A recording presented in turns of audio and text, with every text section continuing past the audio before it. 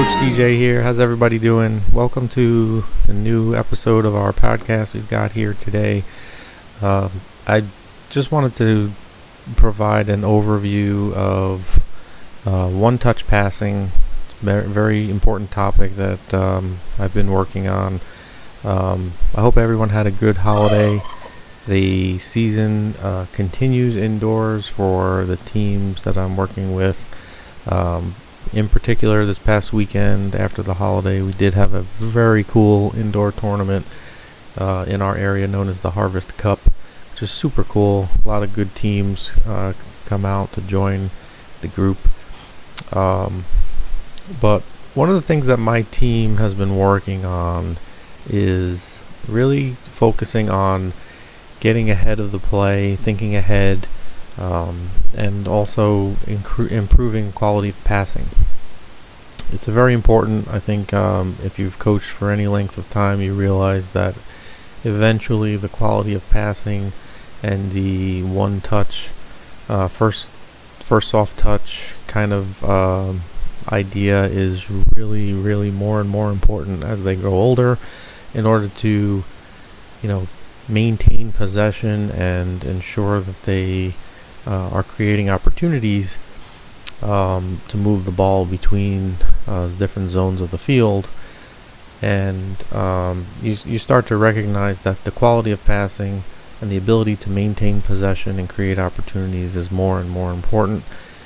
And I find that the quality of passing that particularly at the U14 level for the boys is really starting to become more and more critical as we continue to push the idea of maintaining possession, playing out from the back, building up to create those opportunities.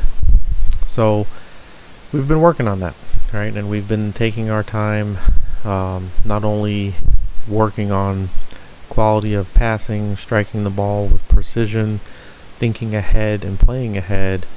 And I think one of the things that we've been struggling with is they can all pass, right? And they're starting to grasp the concept of it's not just putting the ball in the direction of your teammate as a pass. It is so much more detail and taking pride in passing with quality that makes a big difference, right? They're starting to grasp the concept of playing the ball on purpose to a particular foot of your teammate, or playing the ball to a space that your teammate has created. So you're thinking ahead, and you're thinking where am I playing the ball? And it takes time to develop that, right? So we've seen a lot of evidence of the players making progress in this area, and some of them obviously developing at different rates and different times in their youth. But it's a very important topic. So today I wanted to take some time to kind of walk through the importance of one-touch passing and why it's so important. I wanted to take some time today to understand, the importance of one-touch passing and why we use it in training sessions. All right. I think one of the first and most important things to recognize is that as they grow older, it is technically more challenging to do this. And it becomes much more important to develop these skills, and just beyond passing the ball in the direction of your teammate, they are working towards specifically targeting a particular side of their teammate, particular reason why they're passing in a certain direction. It becomes technically more challenging to accomplish this as the players grow stronger and faster.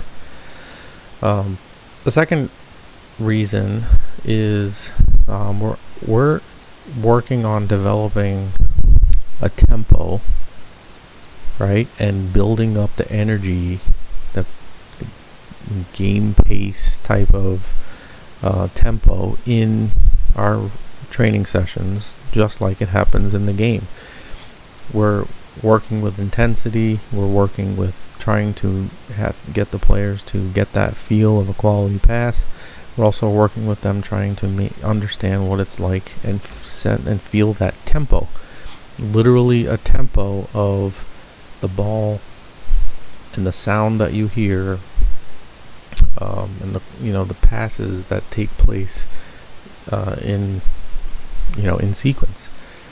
That one-touch energy at this age tends to be rare, right? And it's been definitely also the third main reason is that today, when we watch these youth players, even the better teams,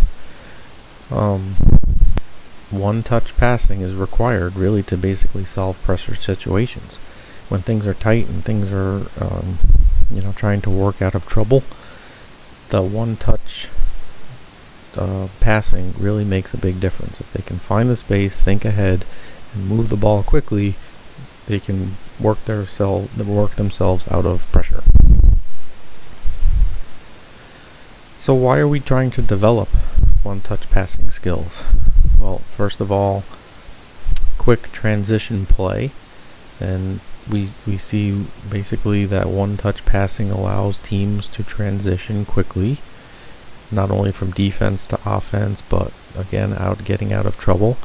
We're transitioning from one side of the field to the other side of the field, or moving the ball between zones, as I said earlier. That rapid circulation of the ball, especially at this age, it catches a lot of the youth players off guard, and it creates opportunities, right? So we're moving the ball quickly to other spaces, and you get your opponent essentially turning to follow the play. Secondly, at least the strategy that I teach our players is we're really trying to maintain possession, right? And we're using that to keep the ball moving, to create opportunities. And when we run into trouble, we're not trying to crash through that resistance. We're trying to turn away from trouble and create easy passes. And sometimes doing that quickly creates more opportunities to maintain that ball. So when we're doing this, we're controlling the tempo of the game. We can slow things down. We can speed things up. And we can definitely cause frustration when we are working our way through trouble with what appears to be ease, right? Third, breaking down defenses is one of the primary reasons we are also working on one-touch passing, because well-organized defenses can shift, and they can read the play ahead, and they can transition from one man covering another to one man covering multiple opponents, and then it creates opportunities to work through those defensive strengths by moving the ball quickly and exploiting the gaps that they create. That ultimately leads to scoring opportunities. Fourth, adaptability in tight spaces. In congested areas of the field, such as the midfield or the final third, one-touch passing really makes a huge difference. And then, we're developing this skill because it enables players to operate very efficiently in those tight spaces and keep the ball moving. Fifth is that we're enhancing team chemistry. And mastering one-touch passing fosters better understanding and communication among teammates. So we're working on the cohesion of our team to really anticipate play and be one step ahead. And if they can see things before they happen, they're scanning, the ball's in flight, they're scanning, and they know where the next play is. In turn, this creates multiple passes in a row that really can make a big difference.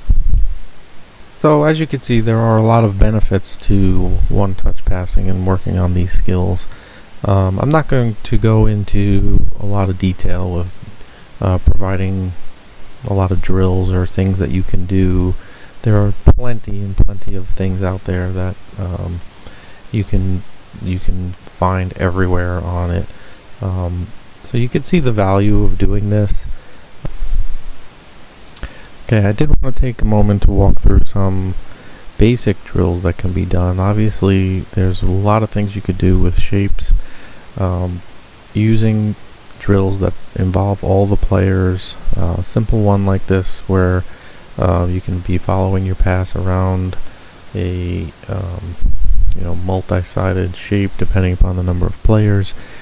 Great to increase speed and be working on accurate passing, follow your pass kind of thing. Creates essentially a rondo out of it. Another one I really liked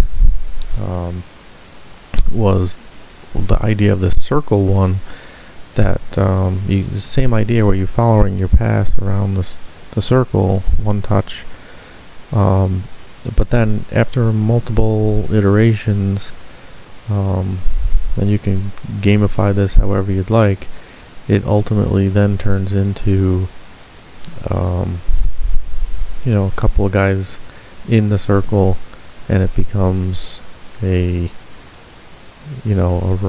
passing with 2 defenders or 3 defenders, whatever you want to do. So a lot of ideas like this are helpful. Certainly can do a lot of different things, but let me know what you think, and we'll catch you next time. Thanks, guys. By the way, if you're getting value out of this video, feel free to give a like and a subscribe. Really appreciate it. Also, feel free to reach out on any of our social media platforms.